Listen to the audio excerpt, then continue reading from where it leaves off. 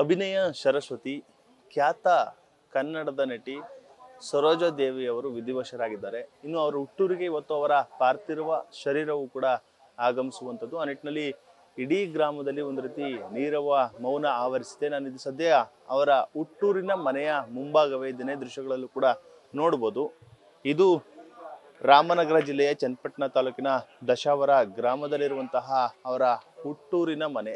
ಈ ಮನೆ ಬಹಳಷ್ಟು ಇಷ್ಟ ಸರೋಜಾ ದೇವಿ ಅವರಿಗೆ, ಬಹಳಷ್ಟು ಇಷ್ಟಪಟ್ಟೆ ಮನೆಯನ್ನ ಕೂಡ ಕಟ್ಟಿಸಿದ್ರು. ಆ ನಿಟ್ಟಿನಲ್ಲಿ ಈ ಮನೆಗೆ ಬಂದಂಥ ಸಂದರ್ಭದಲ್ಲಿ ಊರಿಗೆ ಇದೇ ಮನೆಯಲ್ಲಿ ಉಳ್ಕೊಳ್ತಿದ್ರು. ಇಲ್ಲಿ ಬಂದಂಥ ಸಂದರ್ಭದಲ್ಲಿ ಬಹಳಷ್ಟು ನೆಮ್ಮದಿಯಾಗಿದ್ದೇನೆ ಎಂಬ ಮಾತುಗಳನ್ನು ಕೂಡ ಆಡ್ತಾ ಇದ್ರು, ಜನರೊಂದಿಗೆ ಬೆರೀತಾ ಇದ್ರು ಎಂಬ ಮಾತುಗಳನ್ನು ಕೂಡ ಹೇಳ್ತಾ ಇರುವಂಥದ್ದು. ಸದ್ಯ ಇದೇ ಮನೆಯಲ್ಲಿ ಏನು ಮಧ್ಯಾಹ್ನದ ವೇಳೆಗೆ ಅವರ ಪಾರ್ಥಿವ ಶರೀರ ಈ ಒಂದು ಹುಟ್ಟೂರಿಗೆ ಆಗಮಿಸ್ತಿದೆ. ಈ ಮನೆಯ ಸಮೀಪವೇ ಅಂತಿಮ ದರ್ಶನಕ್ಕೂ ಕೂಡ ವ್ಯವಸ್ಥೆಯನ್ನ ಮಾಡ್ಕೊಳ್ತಾ ಇರುವಂಥದ್ದು. ಇನ್ನು ಅವರ ಮನೆಯ ಕಾಂಪೌಂಡ್ ಏನಿದೆ, ಕಾಂಪೌಂಡ್ನಲ್ಲಿ ಕಲಾವಿದರು ಒಂದು ಅವರಿಗೆ ನಮನ ಸಲ್ಲಿಸುವಂತಹ ಕೆಲಸವನ್ನು ಕೂಡ ಮಾಡಿರುವಂಥದ್ದು. ಅಂದ್ರೆ ಮರೆಯಾದ ಬೆಳ್ಳಿ ತೆರೆಯ ಅಭಿನೇತ್ರಿ, ಅಂದ್ರೆ ಅವರ ಒಂದಷ್ಟು ಚಿತ್ರಗಳ ಬಗ್ಗೆ ತಿಳಿಸಿಕೊಡುವಂತ ಕೆಲಸವನ್ನ ಮಾಡಿದ್ದಾರೆ. ಮತ್ತೆ ಬಹುಭಾಷಾ ನಟಿ, ಪದ್ಮಶ್ರೀ, ಪದ್ಮ ವಿಭೂಷಣ ಏನು ಪ್ರಶಸ್ತಿಗಳು ಬಂದಿದೆ ಅವನ್ನು ಕೂಡ ಇಲ್ಲಿ ತಿಳಿಸುವಂತ ಕೆಲಸವನ್ನ ಮಾಡಿದ್ದಾರೆ. ದಕ್ಷಿಣ ಭಾರತದ ಚಿತ್ರತಾರೆ, ಈ ರೀತಿ ಒಂದಷ್ಟು ಸ್ಲೋಗನ್ಗಳನ್ನ ಇಲ್ಲಿ ಬರೆದಿರುವಂಥದ್ದು. ಅಂದ್ರೆ ಅವರ ಕೊಡುಗೆ ಕನ್ನಡ ಚಿತ್ರರಂಗ ಸೇರಿದಂತೆ ಚಿತ್ರರಂಗಕ್ಕೆ ಚಿತ್ರರಂಗಕ್ಕೆ ಕೊಟ್ಟಂತಹ ಕೊಡುಗೆಗಳನ್ನ ವಿವರಿಸುವಂತಹ ಕೆಲಸವೂ ಕೂಡ ಇಲ್ಲಿ ಆಗಿರುವಂಥದ್ದು. ತೂಬಿನಕೆರೆ ಗೋವಿಂದು, ಮಂಡ್ಯ ಮೂಲದ ತೂಬಿನಕೆರೆ ಗೋವಿಂದು ಅವರು ಏನು ಈ ಒಂದು ಅವರನ್ನ ಪರಿಚಯ ಮಾಡುವಂತಹ ಕೆಲಸವನ್ನು ಮಾಡಿರುವಂಥದ್ದು. ಕಿರು ಪರಿಚಯವನ್ನ ಮಾಡಿದ್ದಾರೆ. ಮತ್ತೆ ಅವರ ಜನನ ಮತ್ತೆ ಇದೀಗ ಮರಣ ಹೊಂದಿರುವಂತಹ ದಿನಾಂಕ, ಹಾಗೆ ಅವರ ತಂದೆ ತಾಯಿ ಹೆಸರು, ಮತ್ತೆ ಎಷ್ಟು ಚಿತ್ರಗಳಲ್ಲಿ ನಟಿಸಿದ್ದಾರೆ, 7 ದಶಕಗಳಲ್ಲಿ ಸುಮಾರು 200ಕ್ಕೂ ಹೆಚ್ಚು ಚಿತ್ರಗಳಲ್ಲಿ ನಟಿಸಿದ್ದಾರೆ ಅಂತ.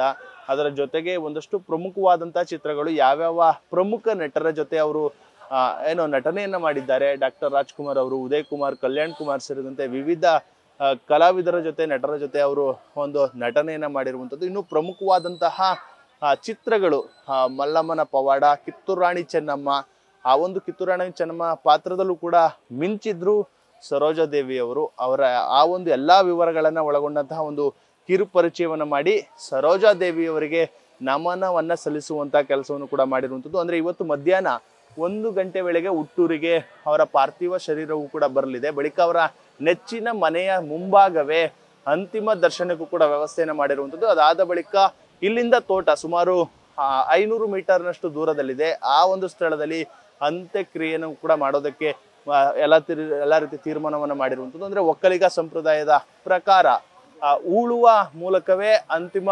ಅಂತ್ಯಕ್ರಿಯೆಯನ್ನ ಮಾಡ್ತಾರೆ ಎಂಬ ಒಂದು ಮಾತುಗಳು ಕೂಡ ಕೇಳಿ ಬರ್ತಾ ಇದೆ. ಅಂದ್ರೆ ಅವ್ರ ಕುಟುಂಬಸ್ಥರು ಬಂದ ಬಳಿಕ ಅದೆಲ್ಲವೂ ಕೂಡ ನಿರ್ಧಾರ ಆಗಲಿದೆ ಅಂತಾನೆ ಹೇಳ್ಬೋದು. ಕ್ಯಾಮ್ರಾ ಪರ್ಸನ್ ಅರ್ಷಿ ಜೊತೆ Nandish, news first, Ramanagara. News first, ನಿರ್ಭೀತಿಯಿಂದ ನಿಮ್ಮ ಪರವಾಗಿ.